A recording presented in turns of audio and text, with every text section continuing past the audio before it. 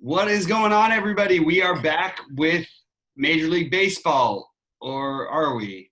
Hopefully, you guys will be seeing this video and the games will go as played, both weather and COVID free.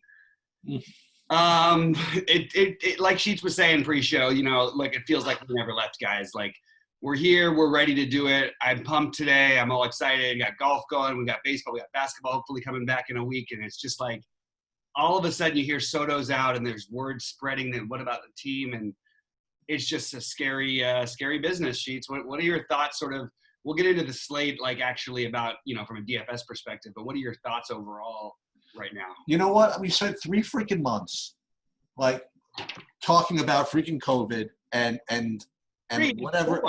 Let's just how about we talk about the slate? That'd be nice. But the first thing that I would say, by the way, a rule that I didn't know existed, which I just mentioned to Bobby pre-show, and he told me that it wasn't always the case, but I guess it's a new thing, is we'll forget the COVID thing for a second. I just don't remember when, because I don't usually play 2-game slates. Well, no, what I was going to say is that there's threat of rain in Washington, and I have a feeling they were played anyway, but if they don't, I wasn't aware that, but it says it on Draftkings that if one game gets canceled, that the whole slate is canceled in a 2-game slate, which makes things, which makes things easier. I mean, let's just say it makes things easier.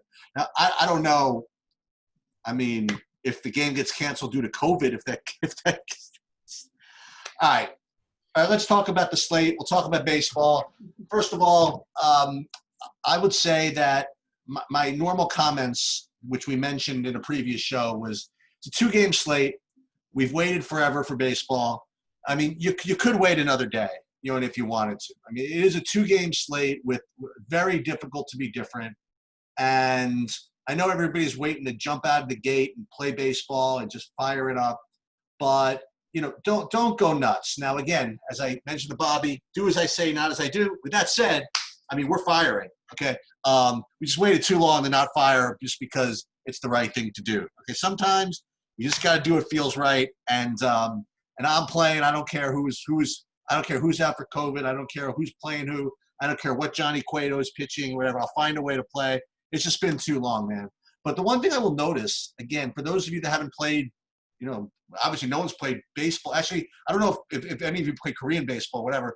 I've been so used to these sports where you've had 6 slots, right, between golf and MMA and NASCAR, that just the idea of having to pick, 9, 10 guys is just kind of shocking to me. But it's just like anything else in baseball, right? We're looking to stack, and if we can't fill out a stack, or even if we can, look for very powerful one-offs to fill out your lineups. Do your best to be contrarian without, just picking guys that have no chance to win. And that's going to be more in play for tomorrow's slate, okay? But for tonight's slate, again, it's just, similar concepts, but you're not going to be as pure with respect to doing what you need to do. Like, I'm going to probably put a couple of guys in lineups against my starting pitchers, okay, just because there's only so many places that you can go, and maybe that'll get you a little bit different or whatever it is. So my initial thoughts on the slate, which I was talking myself off of it, but with the Soto thing, I don't know how I can do it, is I was going to end up being just really chalky. I was going to take Cole and Scherzer, play that to be a low-scoring game, and I was going to stack the other game. I was going to play for the Dodgers hitters, who are obviously in the best spot against the worst pitcher, and they're the best hitters anyway, not to mention that he's a righty, which just adds fuel to the fire. And I was just going to play that way. Now, again, when I first looked at the slate, I thought that Kershaw was going to be huge chalk. I thought it was going to be Kershaw would be the highest owned guy, and then I was going to be a little bit sneakier by taking Cole. I thought that Scherzer. Why don't you share your screen with us? Oh, sorry. Yeah, because I thought that it was going to be whatchamacallit. Oops. I thought that it was going to be Scherzer and Kershaw would be the chalk build. So I thought I would be a little bit sneakier by playing Cole Scherzer, but not really. But what you will see what I did, and this is something you can always do with short slates and showdown slates or whatever, You see, I left money on the table in every one of my lineups. I mean, I played like 20 lineups or something, maybe actually 10. That's all I did today. It was like 10 lineups. And I left anywhere between, 900 to 2,000 on the table. I figured that would be my way of being different. And aside from that, just the normal guys that I'm playing. Now, there's one lineup I want to get to in a second. But I'm playing the main guys from the Dodgers. I'm playing Seager and Bellinger. And one thing I did change, I was going to go really like all in almost on Muncy and avoid Peterson. I kind of did the opposite, just for the hell of it. I heard a little bit too much about how Peterson's going to definitely get subbed out. So I figured that I would play for instant correlation. I would play for the fact that if he gets a home run, they're not going to sub him out. So I'm playing a bunch of Peterson. And I'm not playing as much Muncy. They've done it before. Okay, yep. They've subbed him out plenty of times after he hit a home run. They? Oh, well, it is what it is. And he's going to be high owned, too. Like, it's not like you're getting any leverage with him or anything. He's going to be pretty chalky, I think. But I guess. I do like him as a play. Like, it's fine. I mean, all the Dodgers, you can't really argue. I just don't think you can play these slates and be chalky. I do think you should leave money on the table, like you said. I have a setting in my build, assuming that I still play these 150, which I think I'm going to. I basically to not have any Dodger 5-man stacks, like as much as it's too many people, and I'm also not going to pay 50. I'm not going to pay full price for any lineup that I have. It might end up accidentally happening when I whittle down, but I don't think so. One thing I changed after speaking with you is I got a lot more Pollock. I figure, again, if you can make an excuse to get a righty who's going to be, a little lesser owned than some of the lefties, probably want to make an excuse to do it. So I did get a lot more Pollock. And again, the one kind of crazy thing that I did just for S's and giggles is I played one lineup where I played Cueto with Dodgers. So I played Cueto as my pitcher along with Muncy, Turner, Bellinger, Pollock, and Betts, a full 5-man stack with Cueto. And leaving 2,100 on the table. So anybody want to try to duplicate that, go for it. I dare you. You know what I mean? So that's my one kind of mad scientist lineup is I hope Cueto gets maybe 8-9 points, then gets chased, and then the Dodgers tee off on the bullpen. But aside from that, like I said, I probably shouldn't be playing this slate because I can't come up with anything except for chalky stuff. So all I did was I took money off the table, tried to be different a little bit that way. And then just as I was about to change my mind and say, okay, let me try to play some Nats bats or whatever, and freaking Soto goes down, who just basically just debilitates the whole freaking lineup. You know what I mean? So I don't know. I have some Kendrick somewhere, but I just couldn't do it. What are you up to? What are you going to be doing? I mean, changing anything with the Soto news? I presume we finally have a Washington lineup, so that makes things. Okay. Now I have some things to do. Basically, I'm going to just go play this game as an ownership game, and it's a 2-game slate, and there's a lot of decent pitching on the mound. The Dodgers are going to be obvious. It'll be in the majority of my stacks, but it'll be again a lot of 4-3s. I'll be overweight on Bellinger, probably with the field on Mookie and ahead of the field on most everybody else except for Peterson and potentially Muncy. But I do like I'm just sort of debating, and Turner. But I like all those guys too, so they'll be in my lineups. They're going to be the core of all my teams, but there are also going to be some mini stacks that I have, some 3-man Washington, 3-man Yankees, and then particularly focus on hopefully getting the really low owned guys right at the bottom of the order, and really just take chances and play the ownership game and play the guys batting 8th, 9th. That's how you win on these types of slates. You leave money on the table, you do something different. It's one game. It's very, very obvious what everyone's going to do. My advice is to try and do whatever you can that's the most opposite of that. Yeah, I'll tell you what I think. I think my way to be contrarian probably is I'm going to do what no one's doing. Is maybe I'll just freaking unregister. maybe that'll be the contrarian move. What was that? To just unregister. You know what I mean? No, I mean First of all, nobody's playing right now. They're looking at a potential overlay, which is going to make it really hard not to play. Yeah, you have to, right? And the other guys I want to point out, like there are some guys who you can be different with I mean, not different, but I want to be ahead of the field on that maybe are lower owned. I mentioned Brett Gardner on the show we did for QLTV for BetQL. I think he's a terrific play. I think his ownership's going to be higher than what we had it at because he's now batting fifth, and unfortunately, I liked him better at seventh because his ownership would have stayed low. Howie Kendrick, I don't know if his ownership will be as high as they say it is, but I actually like Howie Kendrick in this matchup. I actually think he's the kind of guy who could hit cold. You don't need, we do want the power, but we also can deal with guys who are just good hitters and could hit pitching, hit line drives. That's sort of what I'm betting on there. What are you doing? What are you doing with the pitching then?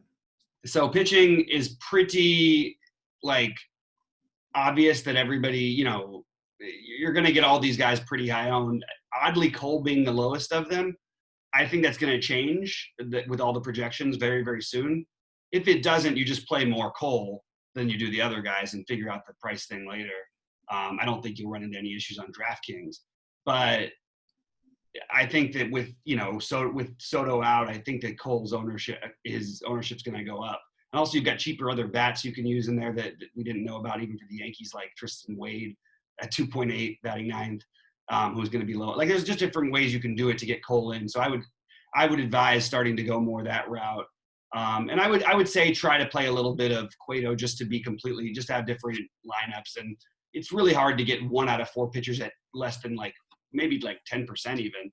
And I just think it's worth it maybe taking a shot that he has an outing and maybe Scherzer gets hammered. I don't know. Maybe something unusual happens, or he doesn't need to outscore them necessarily. You could do it weird. I don't know. You don't need to. That's the problem. It's really hard to justify. It's just trying to be different. So I think you're focusing on the big three, and I was originally going to have Scherzer as my main one. Right now it's Cole slightly ahead of Scherzer and Kershaw, and they're all really close to me. I'm going to have similar ownership to all. I'm just trying to differentiate with my bats, and I'm going to play 2 guys against certain pitchers in spots, but mostly it'll be 1. But it'll be 2 in certain spots. But one thing I would say, again, I forgot that we didn't go over this yet. 2 things to be cautious about, again, is don't be stupid. When I say that, in the name of being different, and I asked you this kind of hypothetically, is this the type of slate where you want to do something like play a bench player, right? Or play a relief pitcher or something like that? If you're playing 150 lineups, I do think you want to keep it. You do, huh? If you play 150, because the chances of somebody, whether it be a Beatty coming off the bench hitting a home run or a Lux or something like that, it's just to have that. If it's the only guy who hits a home run, which is very possible in a 4-game, or if it's one of only 3 guys and you have him and he's 0% owned, it's probably worth taking that shot, especially with all these good pitchers on the mound. So I actually do think it makes some sense. But I think that you have to be, you're talking about maybe using 8 of your 150 lineups, spreading out some of the pinch hitters. Maybe that's probably as much as you'd look at. That's interesting. I think it's worth a shot. I really do, because I just think that it happens enough to where if you happen to get that guy, even if you've only got him in 2% of your lineups or whatever it is, it's just going to be hard for someone else to have him. So the other thing I wanted to mention again about tonight, and my lineups are not exhibiting this take. Okay. So you see, I just took my stand. I'm stacking the San Franciscos and Dodgers and just hoping something happens. But I do think that the highest owned players relative to their actual chances of performing up to whatever their salaries is going to be the Giants. I think that even with the Soto's thing, yeah. I think the Giants are going to be just, look, everybody's going to have ownership, but I do think that the chance that the Giants perform well are very, very slim. And the amount they're going to be owned by people who are just looking to do something like me, to be honest, is going to make them somewhat over-owned. Now, that doesn't mean they're going to be chalky. It just means that relative to their chances of winning, it's probably not the greatest bet in the world, okay? Which is, again, why I'm not a particular fan of the slate and nor my approach to it. I just can't quite figure out what else to do. I think that maybe what I'll do is something along the lines of picking one of those Yankees, like you said, like Gardner or Hicks, or I have Torres a couple of places, and just take a stand with maybe one of these Yankee one-offs or something. and also play Scherzer in that lineup or something like that. Maybe that's something I can do. I mean, these San Francisco guys, they're not going to freaking do anything. I mean, they just aren't. But maybe they don't need to. Maybe you get like a bunch of zeros and win. I don't have as much conviction about that. I actually have a lot of interest in Hunter Pence as a one-off play, and he's going to be extremely low owned because of the price range he's in. But is a guy who's always hit lefties well, is at least familiar with Kershaw. I actually haven't looked up the BVP on that one yet. I was going to look at that last, but we may as well. But anyway, I just think that, you get a few guys like that who are going to be on the lower owned side. I actually probably will ignore the BVP, even though it's probably pretty strong in this particular example, because they probably face each other quite a bit. But I don't know. I like the idea of trying to take a shot on some of the lower owned giants. I would also include Brandon Crawford in that. Kershaw in the last couple of years has started giving up more bombs to lefties. And I just think it's worth taking a shot on the low-owned guys who everyone's going to be playing around. For example, Brandon Crawford's going to be, 10% owned and then batting beneath him at basically the same price. The catcher you got is going to be about 50% owned. So it's like a really weird situation. So I would suggest playing the guys who just people are going to be off up in those spots, who are just professional hitters, and you're hoping for, one bomb, one connection off them. They changed the formats on all the systems I used to go to, so I don't have here we go. I've got it coming up. But anyway, I do think that it's really good to try to, just focus on the low ownership and realize that this is a really high variance game. Okay. So, and again, we're going to have to start. What was I going to say? We're going to have to, I don't know what that is. We're going to have to start again. Let's just tracking these ownership predictions and see who, you know what I mean? And make sure that people are getting these right. You know what I mean? Because we're presuming some guys are going to be low owned. I want to just start to really track some of these providers and see how good they are with respect to that. And this is a terrible slate to do that with, but it's something I'm going to keep my eye on because it'd be nice. I mean, that if we really could get, if you could tell me right now what the ownership's going to be within like a couple % of each of these guys, I know what I would do. You know what I mean? Right. It's just kind of even hard to tell who's going to be the highest owned guys. It's right. We'll see, I guess.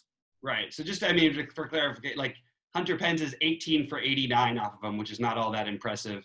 Pablo Sandoval 16 for 64 with 3 doubles only, 250. It's not bad, but no extra base hits really. Pence has 1 home run and 89 at bats. Wilmer Flores hits him well, 5 for 16, 1 home run, but it's still a pretty small sample, obviously. And you're just betting on the long term. Brandon Crawford hasn't touched him ever, so no one's going to play him. You're playing for something else. You're hoping Kershaw's off tonight. It's the first game of the season. A lot of weird things could happen. I'm just going to play the variance game. I know it's not too exciting. I did say in order earlier the players I have the highest ownership of, but I'll repeat it again. And you could tell that some of them are definitely ownership based. They're not plays. And by the way, if you do play cash on these slates, I think you're out of your mind. I just think it doesn't make sense to. It's so I don't see there being a giant amount of edge in what is incredibly obvious in this, So anyway, highest owned players, Pollock, Bellinger, and Seager stand alone. Just beneath them would be Hicks and Gardner. And then you get down into Muncy, Voit, Betts, Turner, Peterson, Eaton, and Kendrick. You can see I'm trying to get just higher ownership on some of the lower owned bats in that game, and Luke Voit might be one of them, batting 7th. I think that he's a good guy to take a shot on who's going to have low ownership. I actually don't think people will play Judge and Stanton all that much, so you might actually be able to get away with it. I just think that we love Scherzer's much worse against lefties, but he does give up bombs. But taking a shot on some of these guys because of the low ownership on the Yankees does make a lot of sense. I also think Wilmer Flores is an awesome play batting cleanup against Kershaw, and he's also going to be low on, so he's another one you want. Don't forget. I remember from last year, like Verlander and Scherzer and these guys. I mean, you could have it both ways. In other words, they could have big games from a fantasy perspective, and yet also give up like 2 or 3 home runs. Absolutely, or at least on a 2-game slate. Like for example, I got a Scherzer Judge lineup like this. You know what I mean? Which is which we can certainly do something. But I guess I'm looking at him. The guy I have the most of is Turner, but I have to actually the pitchers. But aside from that is Turner. But I want to make sure the starting lineups. Obviously, I'm going to get another look at it. and I'm really gonna grind. I'm really psyched for tomorrow. You know what I mean? Really psyched for a big full slate, and there's some good pitchers, some bad pitchers, and some good stacks and some bad stacks. This is kind of like my shoot around. You know what I mean? Right. Hey, you know what? I got some 150 lineups. I got $24.24 of your 150 lineups in the State Kings. Nice. So I'm rooting hard. Welcome. Please let it happen. But welcome back, baseball. Let's get it done. Yeah. All right, guys. Well, good luck out there. We'll have the real stuff for you tomorrow. This is not the best slate, but we're excited to be back. And please, just good news for a couple days, and hopefully we're in the clear for a little bit. Let's get some baseball going. All right. Good luck, everyone out there. We'll see you at the top of the leaderboards tonight, and we will see you back on air tomorrow.